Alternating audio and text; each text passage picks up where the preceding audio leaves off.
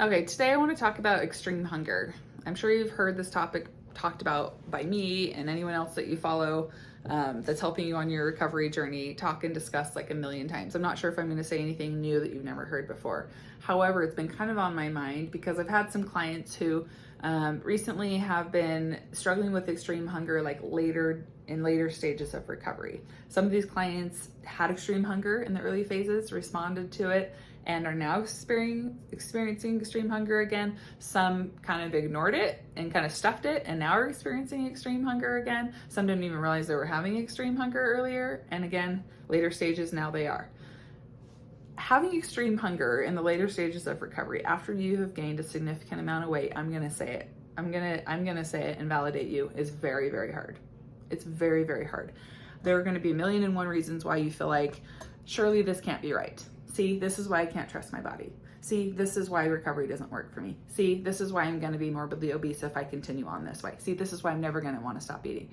And all I can say to that is, and I know that this is easier said than done, I understand. But if you can just, as soon as you identify that you're experiencing that extreme hunger, be it mental or physical, right? Usually in the later stages, it's going to be more in the form of mental extreme hunger. And that scares people even more too, because if you're anything like I was, I thought physical hunger was much more important and valid than the mental hunger. Thankfully, I figured out in recovery that they were actually just important, or both extremely essential. However, listening to that mental hunger is what got me to be able to fully recover. And I experienced extreme mental hunger, honestly, probably for like the first 9-10 months of my recovery. I experienced extreme physical hunger for a very short period of time. I would consider, now looking back, as the honeymoon phase, even though it felt very uncomfortable when I was in it. Looking back, I'm like, gosh, I could consume a lot of food without feeling that full. However, it didn't last for very long. My eating disorder didn't like that though. It was like, oh crap, man, now I can't eat as much. Like, why am I getting full so fast? Now I need to back off. Now I can't eat everything I'm thinking about eating. And I kind of like came to the screeching halt for a short period of time where I was really confused in my recovery and I didn't know what to do at that point. Like, what do? Do I eat until I'm full and then just wait until I feel physically hungry again and then eat again, even though I've thought of 1,000 different things I wanted to eat in those 2 hours that I was waiting? What do I do? How do I navigate that? There's so much nuance there, and there's so many questions I get asked about that kind of hunger, extreme mental hunger when I'm feeling physically full. And what I tell people is couple of things. First of all, it's very likely that your anxiety is adding to that fullness. I tell people, like, are you so full and uncomfortable that if you take another bite, you're going to throw up? If so, then give yourself a pause. Fair enough, you can take a pause.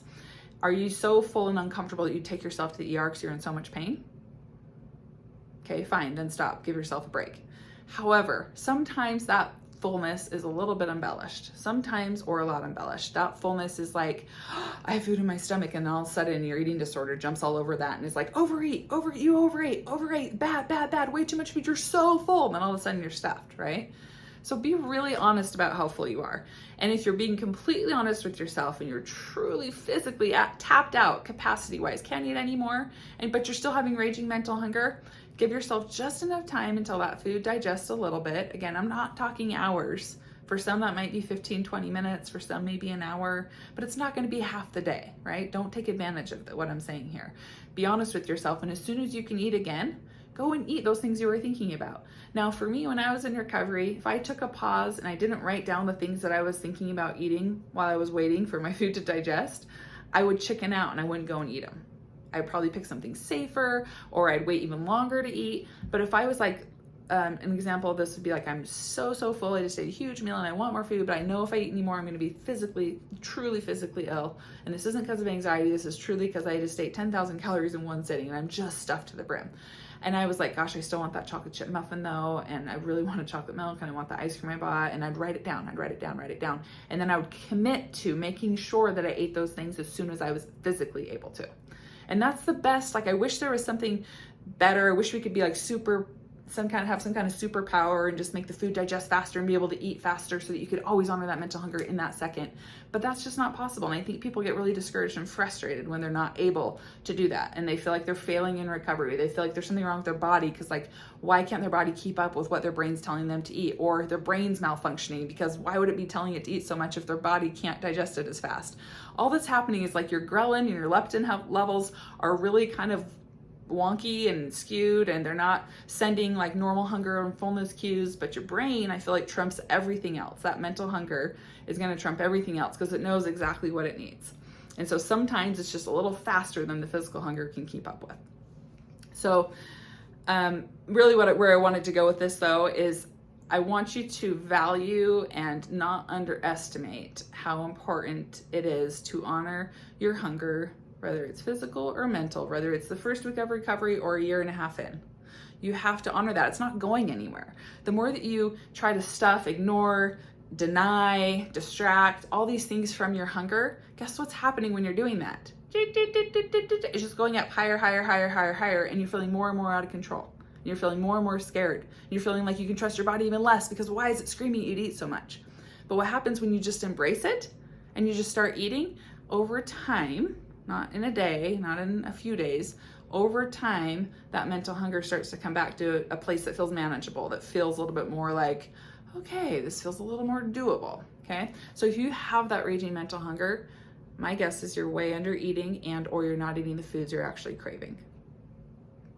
And again, it doesn't matter how much weight you've gained at this point in recovery. It's never too late to do that. I spoke with a client earlier who was like, I've been in this for so long. Like, how am I still having extreme hunger? I never had it in the early stages. And I'm like, oh, yeah, you did. You just didn't see it. Yes, you did. Doesn't matter where you're at now. You still have to apply all the principles of recovery, regardless of where you're at, regardless of how much weight you have or haven't gained, regardless of how many months you've been in recovery, regardless of how much food you've already eaten.